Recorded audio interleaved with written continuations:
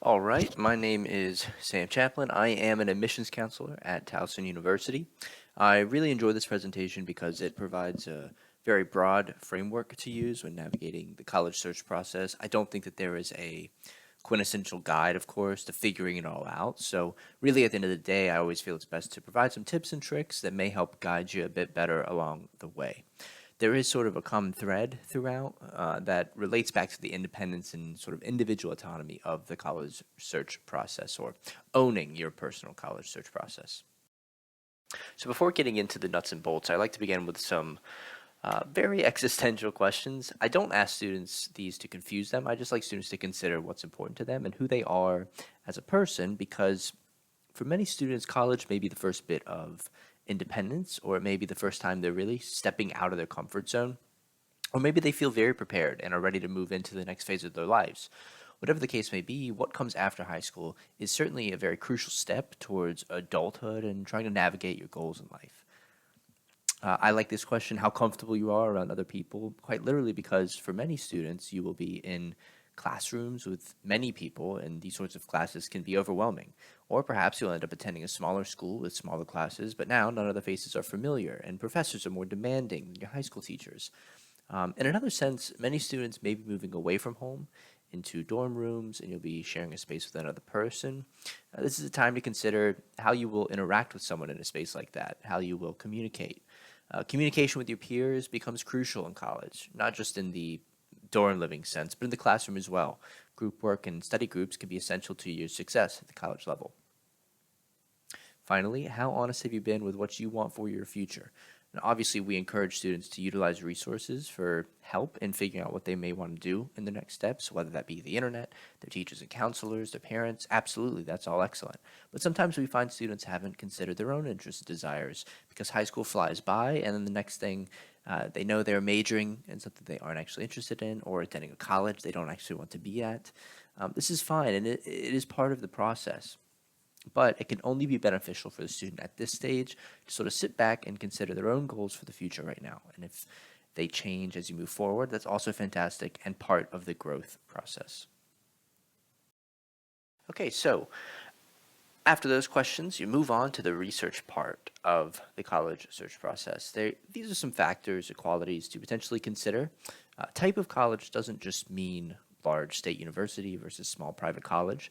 Some schools may have a STEM focus, some schools may have an art focus or a strong basis in the liberal arts. Think about what may differentiate schools on your list of potential options. In fact, I always recommend it's a great question to ask an admissions counselor. What may set your school apart from this other school I'm interested in? Location and size are often two of the most important considerations for students. We know lots of students either want to stay close to home or go far away, but this also pertains to um, urban, rural, suburban. The location of a school may dictate opportunities for a student, and that environment can be very beneficial for a student. Size also may dictate opportunities. Some may find large schools overwhelming, while some may find the big 50,000 plus student schools appealing explicitly for those reasons. Thinking about where you will thrive with regard to student population and area. And then the actual program you may be interested in, of course, should exist at your interested in schools. Or if you're undecided, consider the support that schools may offer for you, as well as the other student support services that would exist to benefit the students. So now we flip to the other side, and I can talk a bit about the expectations of an admissions office. Now, most determinants for college admission can be broken down into two categories, that being quantitative and qualitative. On the quantitative side, we have factors such as GPA and test scores. Now, generally speaking, many schools will be very quantitative driven and use these factors to drive their admissions decisions, along with something like course rigor or the difficulty of courses you've taken. But there is certainly a qualitative element to the college application. This will include things like the essay, a resume, letters of recommendation. Generally, for the more competitive institutions, qualitative factors are how you sort of separate yourselves from the cream of the crop. As I can only speak for Towson, I do like to mention that we love reading essays. It is the best chance for a student to show their personality, and each one is different, which is the best thing about it. It's very nice to read unique essays and read about students' personalities and interests after seeing so many transcripts and test scores. So take your time on those. Now, I like graphic because it shows what we may see on the admissions side. You may have this large pool of students who you review for admission, and then you have to break that down to this gray circle, an even smaller group, to be able to offer admission, and then you break it down even further to this little yellow circle, and that may be the students that receive a scholarship of some sort from admissions. So it's just a good visual reminder that the admissions process is competitive at the end of the day, and it does become difficult for us, and because we understand that students struggle with the college admissions process and stress out about it, and just we like to remind students at the end of the day it is a competitive process, but we're always here to help you sort of figure out the college search process. So here's some of the most common mistakes that we see students making. There's a couple I find to be more prevalent than others. The first being the big procrastination right there in the middle. We could probably have our own slide for procrastination. Now, obviously, this is something we all will experience from time to time, but it can really be detrimental in this process because of just how important deadlines are for colleges. Missing an application or a scholarship deadline could be critical. In a similar vein, we see failure to follow instructions often. Applications can be very confusing, we know that, or daunting, time-consuming. So take some time to make sure you're completing them correctly and following instructions from the school's website. Lack of ownership is also important, as the application process should be completed by the student with help from others rather than completed by someone else with help from the student, if that makes sense.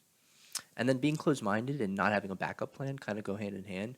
We see this often with students that get sort of very enamored about their top choice, and maybe things don't go as planned and they have to make a last-minute decision. So we always recommend being realistic, being rational, and being cautious, keeping an open mind about your options, and explore the pros and cons of each of these choices with your family, with your teachers and counselors. Sometimes you may make too many mistakes, and that's all right. You may fall down from time to time, but that's all right. You have plenty of chances to get back up on your feet. In fact, there's always time to help yourself out as you prepare for decisions you'll need to make during your senior year. We recommend some of these tips. If you can and are able to, retaking standardized tests almost always yields better results, and there are a lot of helpful test prep sites that are free to use.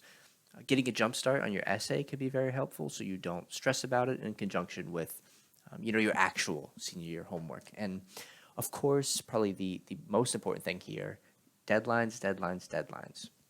They will approach quickly, so make note of them early on.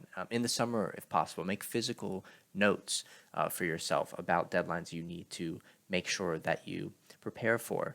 You can always reach out to admissions offices as well of interested schools if you have any questions about deadlines. Sometimes if you just Google search things, you may not get the best answers. So we always recommend going to the actual admissions pages to ensure that those deadlines are accurate. And finally, we of course recommend visiting campuses if possible, as seeing how you sort of feel on a campus and getting an idea of what the buildings, the layout, the location of a campus look like will of course help solidify your decision. Oftentimes also you'll be able to speak with an actual student that may give the tour, and having a student as a resource to ask questions to, a current student, is fantastic. They'll sort of be able to provide a perspective that admissions staff may not be able to. So that is essentially everything I wanted to go over with you today. My name again is Sam Chaplin. There's my contact email address down there. I'm always happy to answer questions, not just about Towson University, but honestly the college search process in general. So always feel free to reach out if you have any questions.